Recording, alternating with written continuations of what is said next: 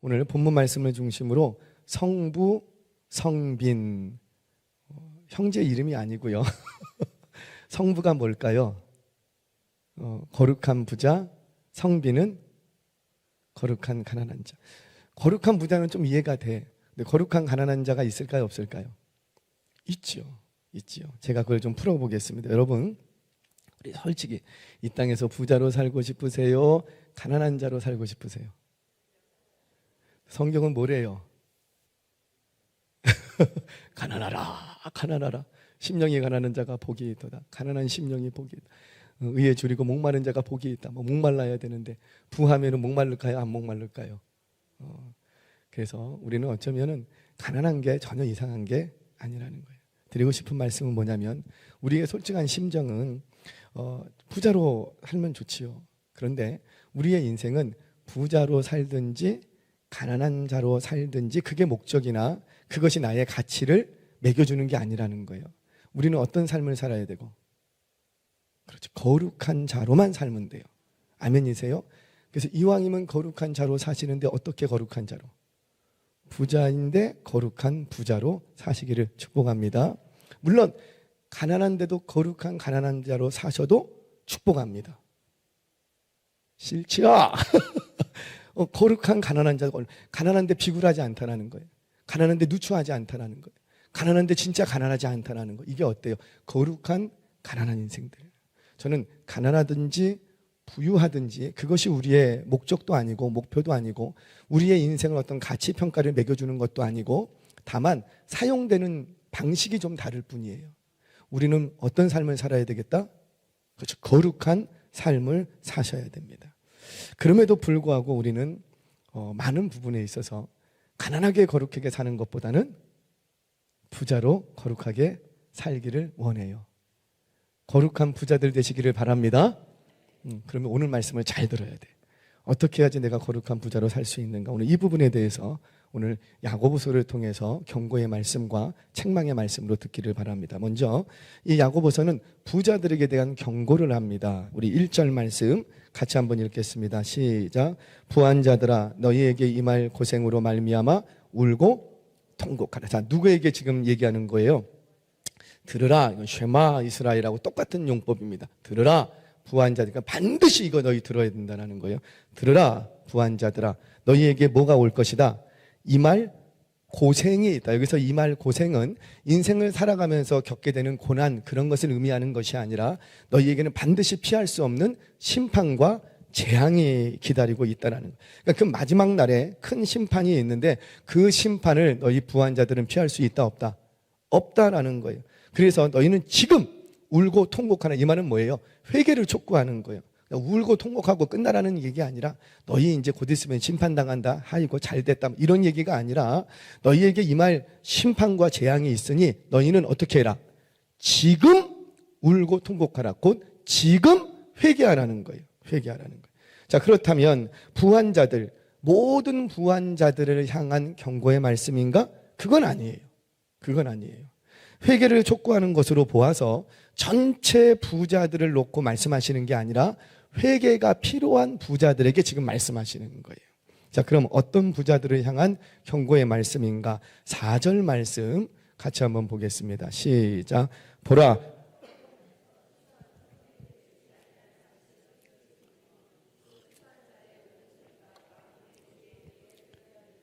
네, 지금 뭐라 그래요? 바로 이 부자는, 그러니까 회개해야 될 이 부자는 특징이 있는데 어떤 특징이냐면 그 부자가 되는 방법이 불의한 방법을 통해서 부자가 된 거예요. 그 불의한 방법이 뭐라? 한 가지를 딱 끄집어 왔는데 추수 때에 품꾼에게 일을 시키고 품삯을 제때 안 주는 거예요. 제때 안 주고 차일피일 미루면서 누구 먼저 배를 채우는 거고, 그러니까 자기의 곳간, 자기의 배를 먼저 채우는 부자들. 그러니까 이 부자들은 그냥 부자가 된 게 아니라 이 악한 부자들, 지금 이 악한 부자로 규정되는데 이들은 가난하고 힘없는 자들을 착취하고 억압하고 빼앗아서 부자가 된 거예요. 부자가 된 거예요. 여러분, 추수 때의 품꾼은요 매우 가난한 사람들을 말합니다. 가난한 사람들, 보통 하루 벌어서 하루 먹고 사는 사람들. 그러니까 이 추수 때의 품꾼의 일을 해야 이제 몇 개월 동안 이 가족이 먹고 살 수가 있는 거예요. 근데 추수 때에 그렇게 가난한 심령들, 오늘날로 말하자면 어떨까? 제가 직업을 비하하는 건 아니고 이해를 돕기 위해서 말씀드립니다. 보통 우리가 그냥 흔한 말로 하루 먹고 하루 벌어 하루 먹고 사는 사람들, 일용직 노동자들과 같은 위치에 있는 거예요. 근데 이 고대의 이들은 지금 일거리가 이게 끝이야. 그래서 몇 개월 동안 또 일이 없을 수도 있어. 그러니까 극빈자의 삶을 살아야 되는데 이 추수 때 한때 일하고 여기서 받은 품삯으로 어쩌면 겨울을 나야 되는지도 몰라. 여름을 지내야 될지도 몰라요. 그런 아주 절박한 가운데 있는 그들의 품삯을, 생명줄과 같은 그 품삯을 딱 잡고 너희 내 말 들으면 주고 내 말 안 들으면 안 줘. 이런 식인 거예요. 그러면서 이 악한 자들을, 이 약한 자들을 더 괴롭게 하는 부자들을 말하고 있어요. 오늘날로 말하자면 가난하고 힘없는 사람들을 대상으로 해서 착취하고 부당 이득으로 부를 축적한 사람들, 이들을 향해서는 반드시 야고보서에서 말씀하시기를 너희는 심판과 재앙이 있다라는 거예요. 자, 그러면 뿐만 아니라 또 뭐라고 얘기하느냐면 우리 5절 말씀도 보겠습니다. 이들의 특징이 있대요. 이 악한 부자들의 특징, 시작. 너희가 땅에서 사치하고 방종하여 사륙의 날에 너희 마음을 살찌게 하였도다. 아멘. 그러니까 사륙의 날은 심판과 재앙의 날인데 마지막 멸망의 때를 얘기하는 거예요. 마지막 심판의 때. 그때 뭘 살찌웠대요? 마음을 살찌웠대요. 이 마음은 어떤 마음일까요? 사치와 방종을 통해서 마음이 살쪄가는 거예요. 그러니까 이거는 굉장히 이기적인, 나만 생각하고 내 배만 채우려고 하는 그 마음을 점점 쌓아간 거예요. 그 마음을 점점 키워간 거예요. 그러니 어때요? 마지막 때에 하나님께서는 이런 자들을 반드시 심판하겠다. 자, 그러면 이런 부자들이 착취와 부당한 이득을 통해서 축적한 부를 이기적으로 사용했다는 증거가 있을까? 뭔가 고발을 하려면 뭐가 있어야 돼요? 그렇죠. 증거가 있어야지 고발하지, 무작정 너희는 그랬을 거야 라고 고발하지 않는다고요. 그 증거가 뭔지 우리 추적합니다. 2절 3절 말씀 같이 한번 읽겠습니다. 시작. 너희 재물은 썩었고 너희 옷은 좀 먹었으며 너희 금과 은은 녹이 쓸었으니 이 녹이 너희에게 증거가 되며 불같이 너희 살을 먹으리라. 너희가 말세에 재물을 쌓아도다. 자, 여러분 여기 굉장히 중요한 단어 하나가 있어요. 재물을 쌓았는데 언제 쌓았대요? 말세에 재물을 여러분 말세는 뭐예요? 예수님 곧 오시는 거예요. 예수님 곧 오시는데 재물 쌓아야 돼요? 아니면은 뭐 좀 선을 행하던가 아니면 믿음을 쌓아야 될까요? 그렇죠. 뭐 선을 행하던가 믿음을 뭔가 이제 말세라고요. 주님이 오실 때가 얼마 남지 않았다고요. 그런데 그 말세에 지금 뭐 쌓고 있더라? 재물을 쌓아놓고 있더라는 거예요. 자, 그런데 얼마나 이 부자들이 악한 부자든지 증거물을 3개를 딱 댑니다. 증거를. 첫 번째, 너희 재물은 뭐 했더라? 자막 한번 보여주시겠습니까? 자막 한번 띄워주세요. 자, 너희 재물은, 자, 그냥 두셔도 돼요. 첫 번째, 너희 재물이 썩었대요. 여러분, 왜 썩을까요? 내가 썩어 문드러지면 너한테 안 주겠다 이거예요.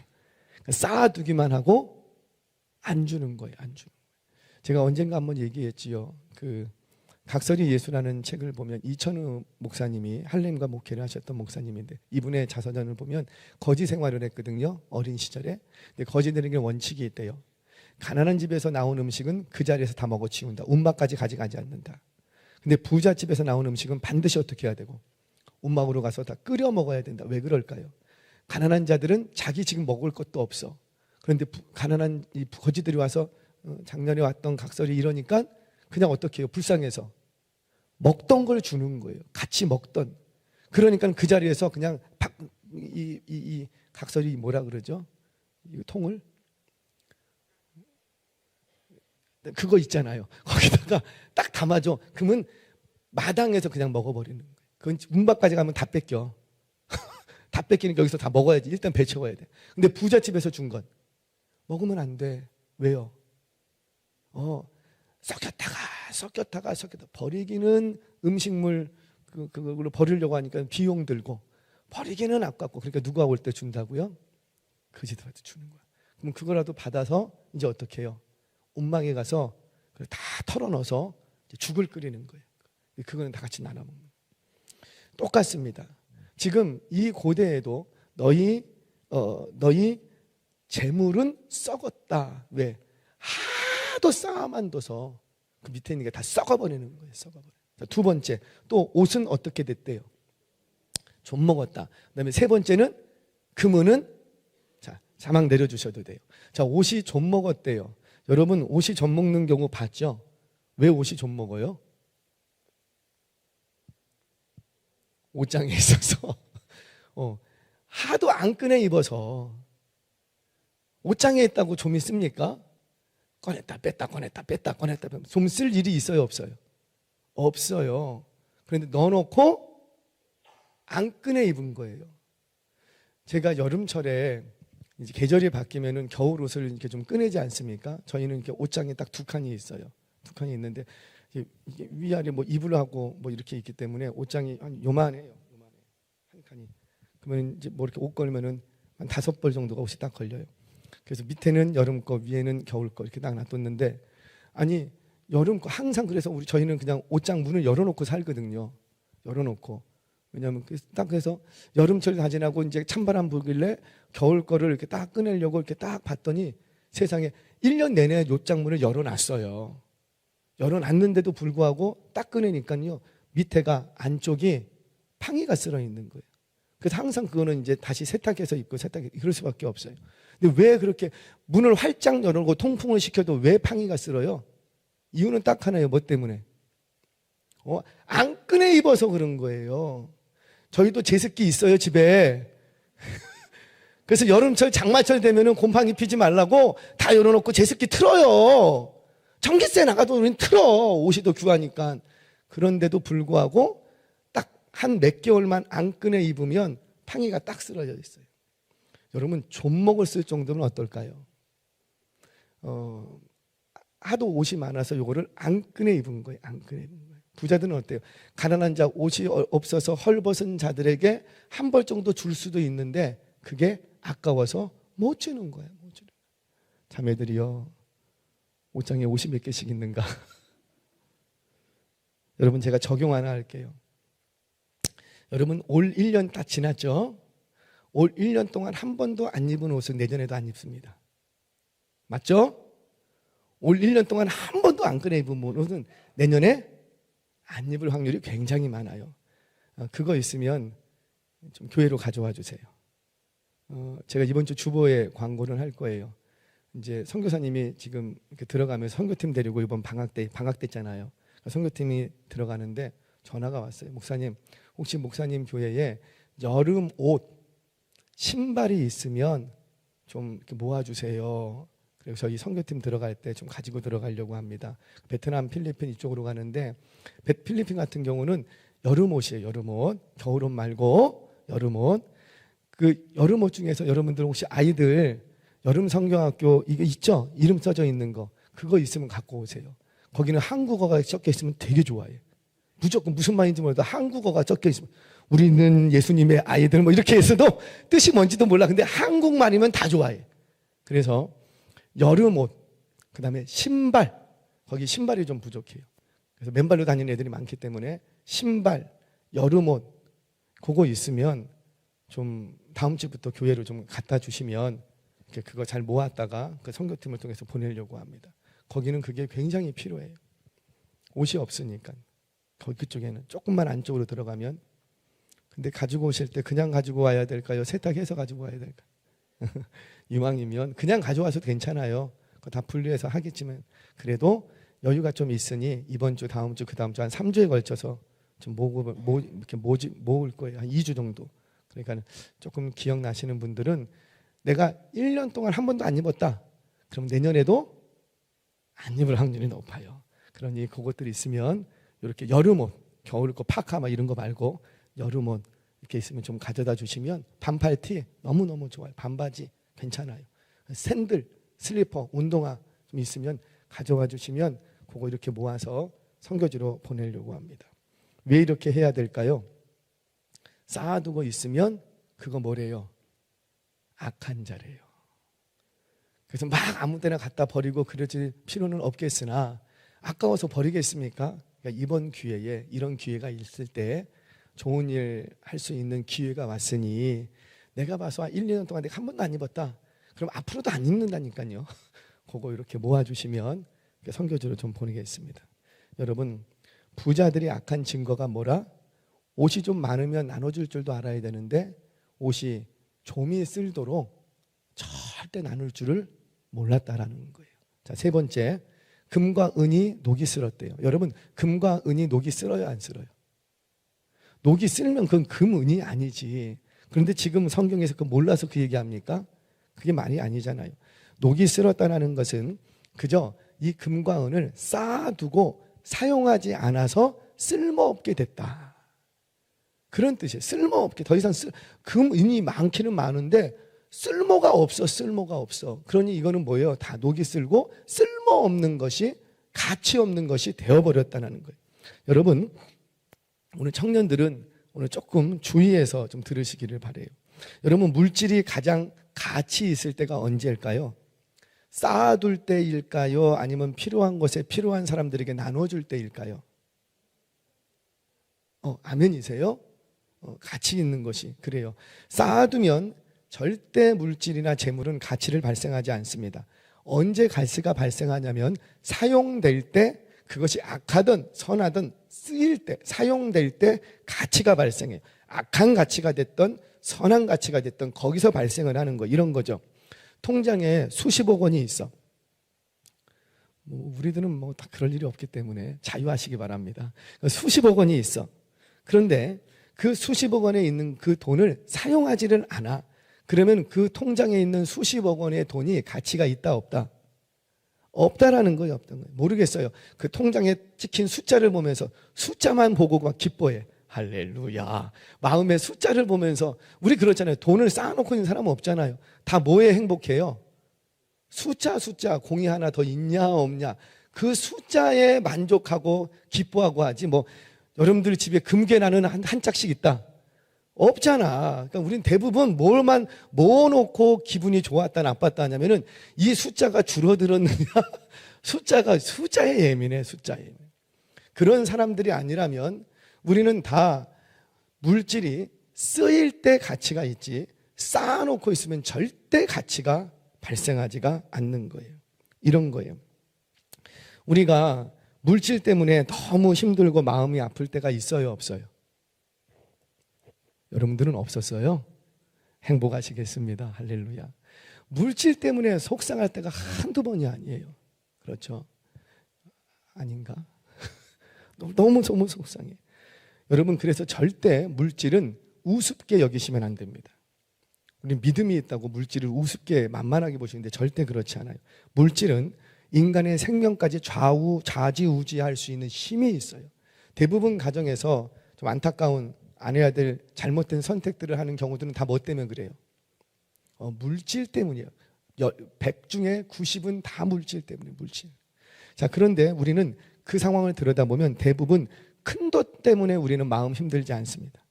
대부분은 작은 돈 때문에 마음이 힘들어요. 작은 돈 때문에. 이런 거죠. 어느 회사에서 이번 달에 결제를 하는데 10억을 결제를 해야지 돼요. 그런데 이 회사에 돈이 10억까지 없어. 별로 없어. 그래서 이 사장님이 이렇게 저렇게 막 끌어왔어. 끌어오고 팔 수 있는 것들을 처분하고 빌릴 수 있는 데까지는 다 빌려서 얼마를 만들었냐면 9억 5천을 만들었어. 10억이 필요한데 9억 5천을 만들었어요. 그러면은 9억 5천 만들었으니까 이 사장님 마음이 편할까요? 아니면 아직도 어두울까요? 어두워. 왜 어두워요? 필요한 건 10억인데 내가 있는 거는 9억 5천이요. 얼마가 부족해서? 5천이 부족해서, 5천만 원이 부족해서. 여러분, 내가 지금 있는 돈이 얼만데 9억 5천이 있다니까. 9억 5천이 있는데도 그 5천이 없는 것 때문에 내 마음이 힘들고 불안하고 막 자살하고 싶고 이렇게 돼요. 그 무슨 말입니까? 그러니까 물질이라는 건 많이 있어야 가치를 갖는 게 아니라 필요한 때에 필요한 만큼 있으면 가치를 발생하는 거예요. 맞죠? 우리가 지금 어떤 사람이 막 그렇게 그랬어요. 그래서 5천만 원이 필요한데 친구가 와갖고 너 요즘 사업이 어렵다며? 1억 줄게. 1억을 딱 줬어. 여러분들한테 그런 일이 일어날 거 없어요. 할렐루야. 자유하시기 바랍니다. 자, 1억을 줬어. 그러면은 이 5천만 원 필요한 사람은 1억 받아들었을 때 기뻐요, 슬퍼요? 기쁘지. 근데 1억이 기쁠까요? 아니면 그 중에 있는 5천이 기쁠까요? 5천. 여전히 1억이 오건 2억이 오건 내게 필요한 것은, 내 가슴을, 심장을 떨리게 했던 것은 5천이야. 그래서 그것만 채워지면 그냥 해방하는 거예요. 그러니까 많은 돈이 들어와서 자유한 게 아니고 필요한 때에 필요한 것이 딱 채워졌을 때 우리의 마음은 해피한 거예요.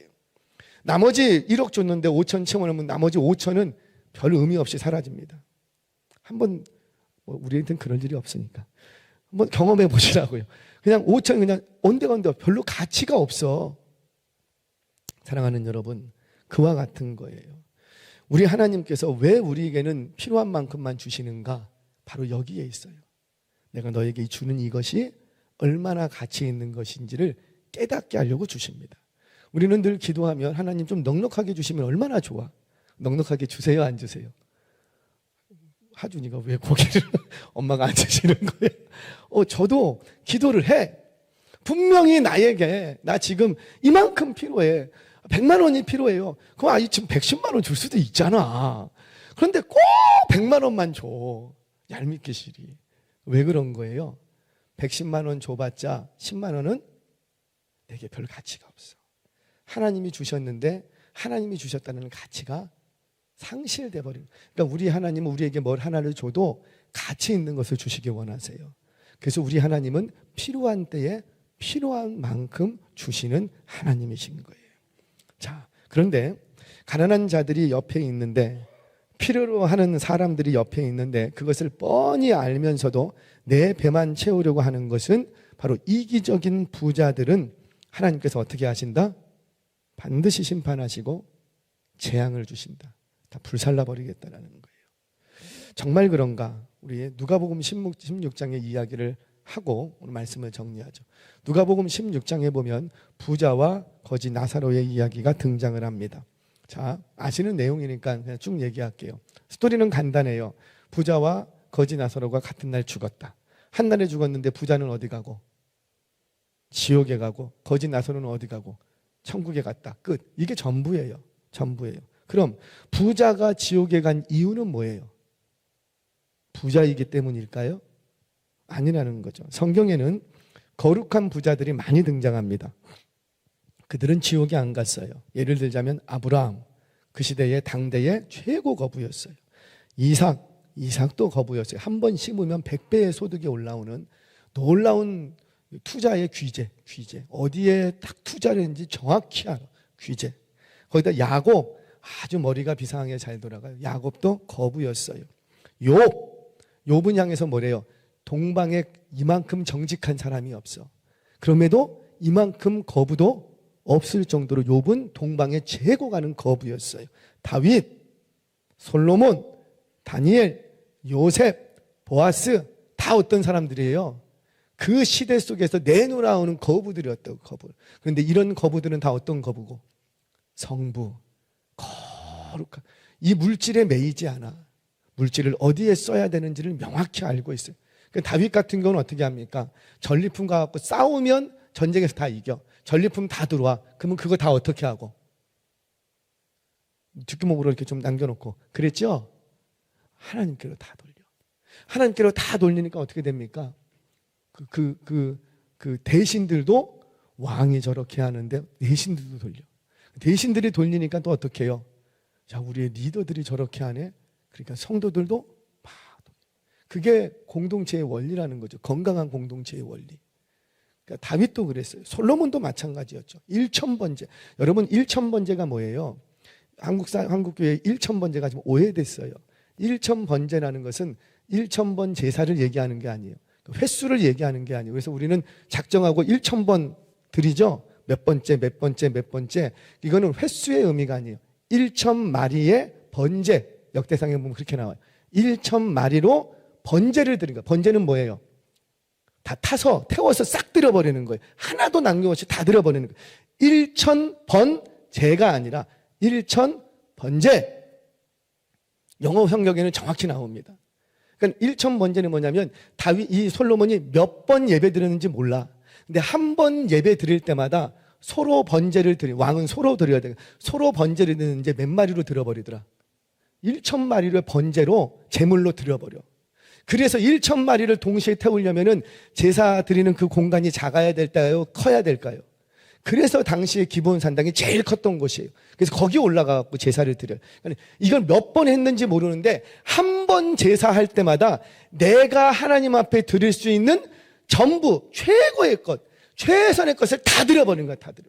여러분, 예배가 그런 거예요. 예배가.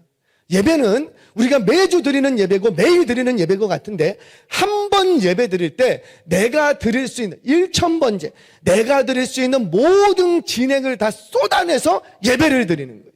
그 예배를 하나님이 받으시고 솔로몬이 몇 번 그렇게 드렸는지 몰라. 근데 그 예배를 받으시고 꿈에 나타나. 내 소원을 말해봐. 소원이 뭐냐? 소원이 뭐냐? 우리 하나님이 얼마나 그 예배가 기쁘셨으면 딱 나타나고 얘기해 주죠. 자, 여러분, 그만큼 솔로몬은 한 번 예배 드릴 때 소 1,000마리로 드려. 소 한 마리의 값이 얼마예요? 소시장에서 대충 한 800만 원 잡고 1,000마리 한 번에 드리면 얼마? 계산하지 마. 계산도 안 되면서 계산하지 마.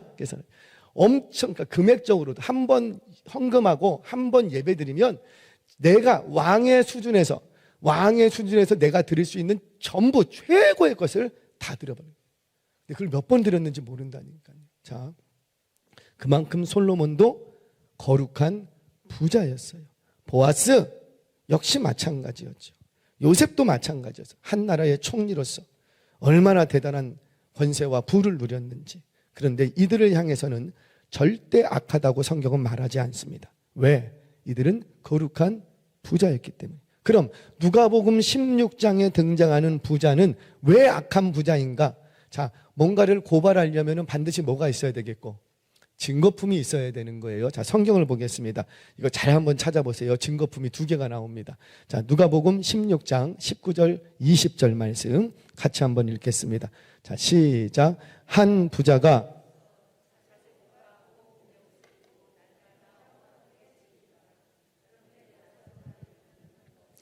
헌데 두생으로 그의 대문 앞에 버려진 채. 아멘. 자, 두 가지 굉장히 이 부자가 악했다는 걸 딱 증명합니다. 뭐예요? 첫 번째, 하나. 그냥 말씀하세요. 자색 옷과 고운 옷, 호화롭게. 일단 좋은 단어는 다 나와. 여러분들이 하고 싶은 거죠? 자, 제일 중요한 건 날마다. 또 하나가 있어요. 단어가. 뭘까요? 요거 찾아내면은 500원. 이게 이제 문법이라는 거예요. 그런데 이 말은 뭐예요? 앞에 이 부자가, 여러분, 부자가 자색 옷, 고운 옷 입은 게 잘못됐습니까? 그거 잘못됐다고 말하면 우리 시기하는 거예요. 그분은 어떤 사람이니까? 부자가 검소하게 입으면은 칭찬받고 존경받을 만 하지만, 부자가 그렇다고 해서 좀 좋은 옷, 때깔 좋은 옷 입었다고 우리 그거 잘못됐다고 말하는 건 우리가 시기하는 거예요. 왜? 그분은 돈이 있으니까 그렇게 쓸 수도 있는 거예요. 호화롭게 생각한다. 여러분, 부자가 쪽방살이를 해야 될까요? 아니면은 좀 한 30평대 아파트에 살아야 될까요? 그렇죠. 부자가 호화로운 삶을 살면은 그게 나쁜 게 아니에요. 잘못된 게 아니에요. 우리는 잘못된 시각으로 봐요. 문제는 뭐냐면, 자주 얘기하지만, 부자가 없는 척 할 때가 문제가 생기는 거고요. 가난한 자가 있는 채 할 때가 문제가 생기는 거예요. 그러니까 부자는 부자로서의 삶을 살면 되고, 가난한 사람은 가난한 사람의 삶을 살면 돼요. 왜? 아까도 이야기의 초반으로 넘어가서 우리는 어떤 삶을 살면 되니까? 거룩한 삶. 부자로 살든지 가난한 삶, 우리에게는 별로 그게 의미가 없다니까요. 하나님이 조금 더 주시면 조금 더 누리고 사는 거고, 조금 덜 주셨으면 좀 덜 주셨는가 보다. 그리고 그 범주에서 살아가면 돼요. 다만 우리가 거룩한 삶만 살면은 된다는 거죠. 그런데 문제는 뭐냐면, 이 부자는 그렇게 자색 옷을 입고 고운 옷을 입고 호화롭게 즐기는 삶을 날마다 everyday라고 돼 있어요. 날마다. 이러면 돼요, 안 돼요? 이런 거죠. 내가 부자예요. 부자인데 하루 세 끼를 63빌딩 가갖고 거기 뷔페집이 하나 있더라고요. 제가 어떤 분이 이렇게 선물을 보내줘서 옛날에 처음 한번, 저는 태어나서 서울 태생인데도 63빌딩을 처음 가봤어요. 몇 년 전에 처음 가봤는데 거기 가니까 무슨 뭐더라? 하여튼 뷔페집이 있는데 한 사람 비용이 얼마였지? 20 얼마인가? 할렐루야. 한 사람 비용이 20 얼마예요. 제가 갔을까요, 안 갔을까요? 네 식구인데 갔을까요, 안 갔을까요? 갔지! 이때 아니면 언제 가겠습니까? 몇 번? 한 번. 일평생에 한 번쯤은 그렇게 할 수도 있죠. 우리 연애하시는 분들, 연애할 때는 뭐 어때요? 그냥 좋은 음식점에 한 번쯤은 데이트 장소로 갈 수 있죠. 근데 날마다 그렇게 가. 그런 사람하고는 사귀는 거 아니에요. 위험한 사람인 거예요.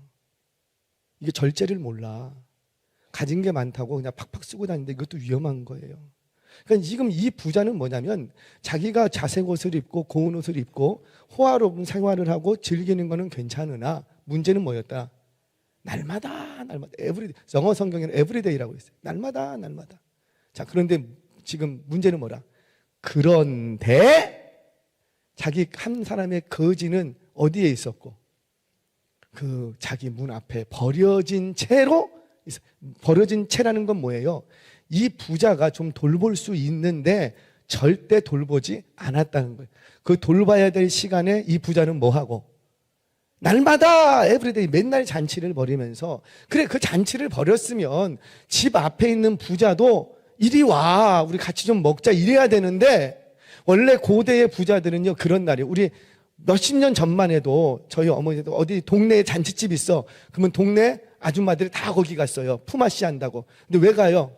갔다 오면 저녁에 고기 반찬 이런 거 하나로 안 구워 와. 그래서 거기 가서 일하러 간 거 아니에요? 옛날에는 그랬다고요. 마찬가지예요. 자기가 날마다 뭔가 호화로운 생각하고 즐기는 삶을 살면 좋은 음식을 먹을 때 네 집 앞에 있는 그 거지 한 번쯤 불러갖고, 야, 일로 와. 너희 식구들 다 데리고 와. 한번 먹어. 할 수도 있잖아요. 근데 이 부자는 어땠더라? 버려뒀대요. 얼마나 버려뒀으면 이 거지가 먹을 게 없어서 뭘 먹었대요? 부자의 상에서 떨어지는 음식을 먹었대요. 부자의 상에서 떨어지는 음식이 뭐예요? 얘 딱 먹으라, 그거 아니에요. 부자들은 이 문화권에서는 이제 우리 같으면은 음식을 먹으면은 이들은 뭐 젓가락 이런 거 없잖아요. 다 손으로 먹잖아요. 그럼 이 손을 닦아야 돼. 물티슈가 있어야 돼. 오늘날로 말하자면. 근데 그 물티슈가 뭐냐면은 피자의 맨 끝에 말이 빵 부스러기.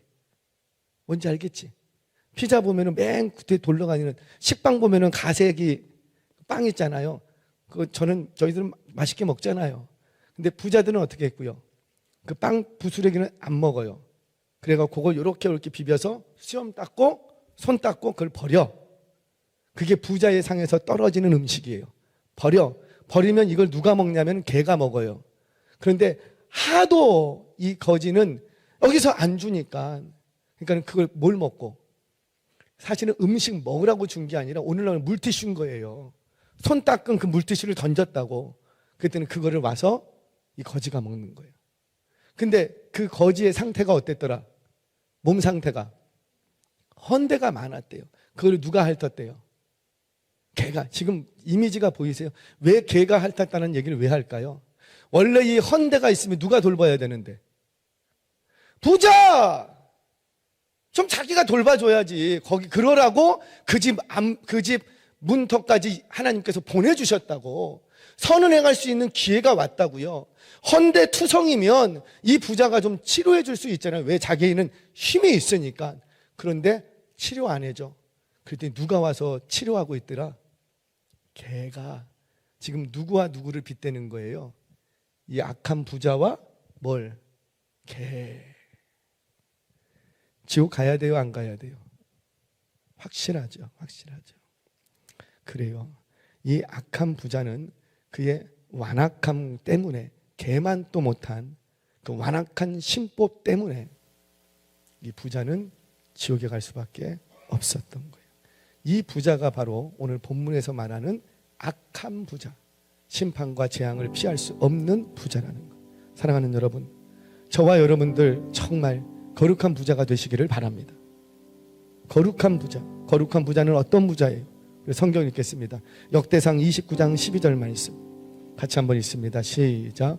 부와 귀가 주께로 말미암고 또 주는 만물의 주제가 되사 손에 권세와 능력이 있사오니 모든 사람을 크게 하심과 강하게 하심이 주의 손에 있나이다. 아멘. 거룩한 부자는 어떤 부자라?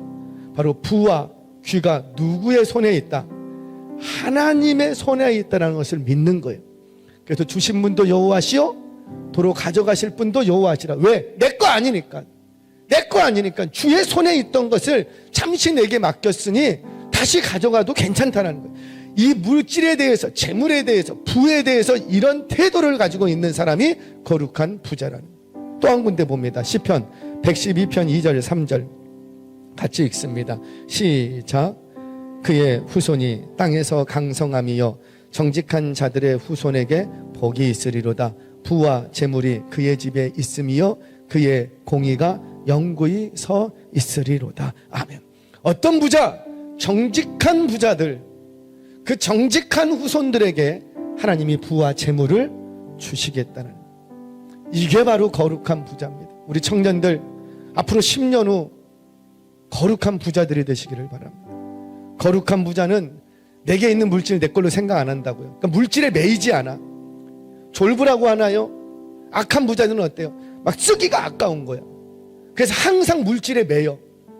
마음에서는 줘야 된다는 마음이 있을지라도 이 물질에 묶여 있으면 이게 안 나가. 근데 진짜 부자는 어떤 부자라? 내가 많이 갖고 안 갖고의 문제가 아니라 써야 될 때 쓸 줄 아는 사람, 물질의 자유예요. 제가 창피한 이야기 한 가지만 하고 마치겠습니다. 언젠가 한 번도 얘기했나요?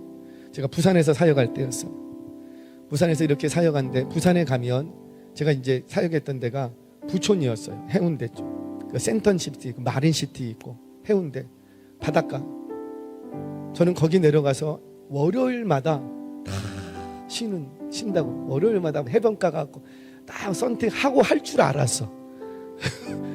근데 5년 동안 백사장을 한 번도 못 밟았어. 그게 너무 원통해. 내가 왜 못 밟았지? 못 밟았어요.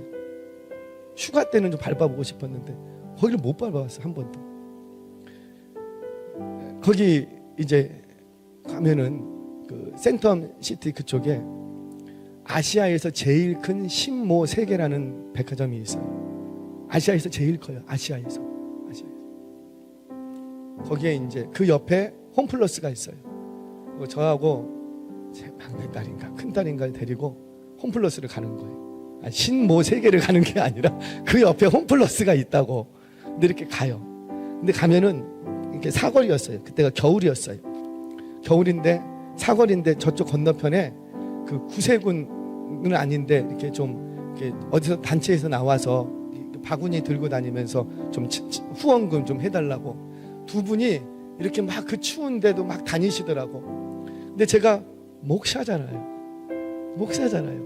아무리 쉬는 날 왔어도 나는 목사잖아요. 그래갖고 저도 지갑 갖고 갔거든요.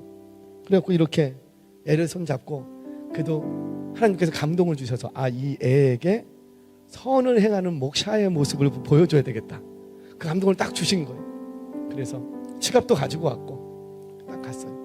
횡단보도 앞에 딱 섰습니다. 건너편에 꼭 어떻게 그런 사람들 눈도 잘 마주쳐. 그분들하고 눈 마주치면 안 되잖아. 건너편에 있는데 눈이 나랑 딱 마주쳤어. 저분도 두 분이 저분이다. 딱 감이 왔나 봐. 그러면 나만 계속 째려보고 있는 거예요. 저도 올 테면 와라. 아니 이미 마음의 준비를 하고 있고 지갑도 있고 애도 있고 나는 이렇게 후원할 거야. 그리고 딱 서 있었어요. 안 건넜어. 그랬더니 아니나 다를까 이 두 분이 이렇게 오는 거예요. 후원함을 가지고. 저한테 후원 좀 해주세요. 제가 애를 한번 싹 봤어요. 그리고 지갑에서 딱 지갑부터 5만 원짜리 한 장밖에 없는 거야. 현금 잘 안 갖고 다니잖아요. 분명히 내 계산에는 이게 10,000원짜리가 있어야 되는데 그거 당해보시라고요. 제가 돈이 많은 사람도 아닌데 왜 하필 그날은 50,000원짜리 한 장밖에 없었는지 지갑을 보고 애 한 번 보고 후원 한 번 보고 지갑 보고 50,000원짜리 한 장을 애가 목사이기보다도 애가 보고 있어서 앞에 계신 분들은 너무 미안해서 믿음하고는 상관없었어요. 50,000원짜리를 그냥 너무 애한테 미안했어요. 그분한테도 너무 죄송했고 목사인데 물론 통장에 현금이 없어요. 그러니까 현금 50,000원 갖고 나갔던 거예요. 카드 한 장 들고. 그래도 목사인데 큰 돈도 아니잖아요. 겨우 50,000원에 내 믿음이 막 흔들려. 여러분들은 어떠세요? 자유하십니까? 저는 또 그런다면은 모르겠어요. 제발 그런 날이 없기를 바라고 항상 잔돈을 준비하고 다녀야 되겠구나. 사랑하는 여러분, 돈에 자유하시기 바랍니다. 그게 진짜 부자입니다. 돈이 많아서 부자가 아니라 쓸 수 있을 때 쓸 줄 아면 그게 부자인 거예요. 저와 여러분들 돈의 물질의 규모와 상관없이 거룩한 삶을 사시기를 바랍니다. 그렇게 물질에 매이지 않고 여러분들의 믿음을 따라 거룩한 삶을 살아가실 수 있는 저와 여러분 되시기를 주의 이름으로 축원합니다. 우리 다 같이 자리에 일어나셔서 우리 함께 찬양하겠습니다. 우리 함께 이 시간 찬양할 때 주님, 내 안에 어떤 유혹과 어떤 시험이 온다 할지라도 주님, 최소한 물질 앞에서 너무 비굴해지지 않게 하시고 물질 앞에서, 아니 물질 때문에 하나님의 영광 가리는 일 없게 하여 주옵소서. 다른 것도 아니고 물질 때문에 하나님의 영광 가리는 일 없도록 주여, 내가 하나님 나라를 위해서 주의 뜻을 따라서 쓰고자 할 때에 물질에 묶이지 않고 정말 자유하며 쓸 수 있는 그런 부유한 자가 되게 하여 주옵소서. 이거는 물질이 많기 때문에 부유한 게 아니라고요. 하나님이 주신 이 물질의 주권을 인정하는 사람들은 자유할 수 있는, 저와 여러분들 그렇게 자유할 수 있는 인생 되시기를 축복합니다.